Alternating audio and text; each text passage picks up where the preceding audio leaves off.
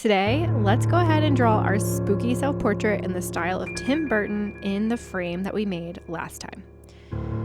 So you'll notice that I already added some shading to my frame, but I will show you that in the next video, how I added all the shadows and highlights. Today, we're going to focus on drawing ourselves just like Tim Burton. Go ahead and grab your frame from last time and a pencil. Start by finding the center of your frame, and we can practice kind of tracing out with our finger what shape our head is going to be. Now, a lot of Tim Burton's characters have a very round head, so that's what I'm going to do here, but your head could also be an oval shape or maybe pointy at the bottom. A lot of the villains that Tim Burton has in his movies have kind of a pointy chin, so if that sounds fun to you, you could do that. So here's my shape here. The next thing I'm going to do is draw two lines for the neck, and I know that Tim Burton makes his necks very, very, very thin. That's one of the styles that makes the characters look way more spooky. Now that I've got my head and my two lines to show my neck, we're going to connect the bottom of our neck with a line to show the the shirt that is covering our neck with a curve, and then we're going to draw two lines that come down and stop at our frame for the sides of our body. Now, your body can be very small compared to your head. That's fine. That's one of the proportions that Tim Burton is known for using. And then you can go ahead and add some details if you want, like a collar or a necklace. These things are all up to you. Now what we're going to do is start adding some hair. So at the top of our head, we're going to draw a line for where the hair is touching our head. And in my case, I'm going to have my hair kind of in a ponytail. So I'm just going to draw a curved line across, and that is the hair that's being pulled back. And then I'm going to add more hair on top. Now, if you have short hair, you might just add a little bit at the top. Maybe there's a little bit peeking out with a zigzag line. That is fine. But I'm going to go ahead and erase mine and make mine into a ponytail if you would like to add a ponytail. If you look at some of my other examples, you can see you can have your hair kind of come down on either side if you would like. You could have bangs that kind of come across your forehead. But I'm going to go ahead and draw a ponytail shape that comes down and then connects back to the side of my head here. And you'll notice that as I'm drawing, I'm kind of going over things a little bit darker when I know that I'm happy with them. So that's a great artist tip, is to draw light till you know it's right. That way you can erase it really easily, and then you can go over it when you're done and make it a little bit darker. All right, I added a couple really small ears on the side of my head, and we are ready for the eyes.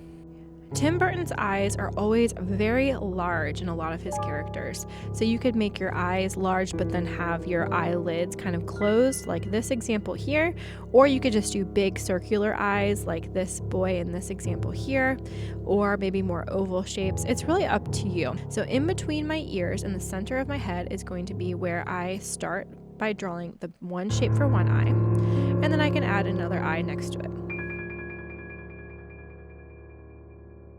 Notice both of my eyes are different shapes a little bit. That is kind of a happy accident. I'm just going to go with it. I kind of wish they would have been a little bit more the same, but that is okay.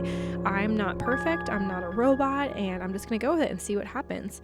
So I'm going to go back and forth on my eyes a little bit, add some eyelids, and I'm maybe even going to add some eyelashes. These are all things that are up to you. Maybe some eyebrows, pupils.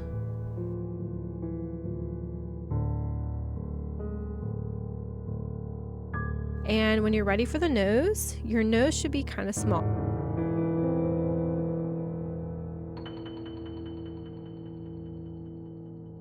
And I am ready for my mouth.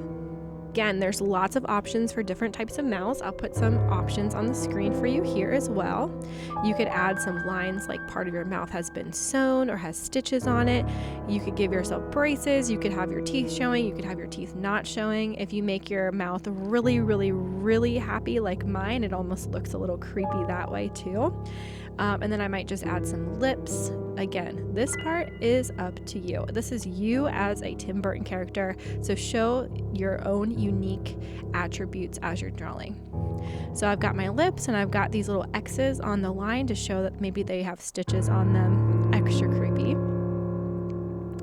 And then this is my basic portrait shape. So I'm ready to make some adjustments as I need to. I can erase things that I don't need anymore. And then when I'm ready, I can go ahead and grab my Sharpie to trace over my lines. Let's fast forward and do that here.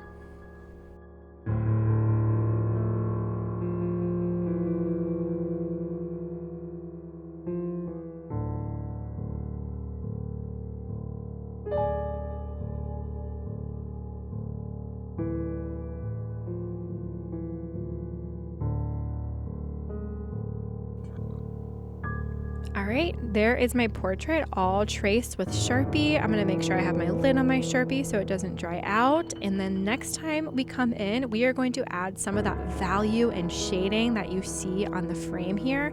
I cannot wait. It's gonna make it look even more spooky and spectacular, just like Tim Burton's characters. Imagine yourself in one of his stories or in one of his movies. All right, I hope you had fun drawing yourself in Tim Burton style, and I'll see you next time. Love, your cozy art teacher.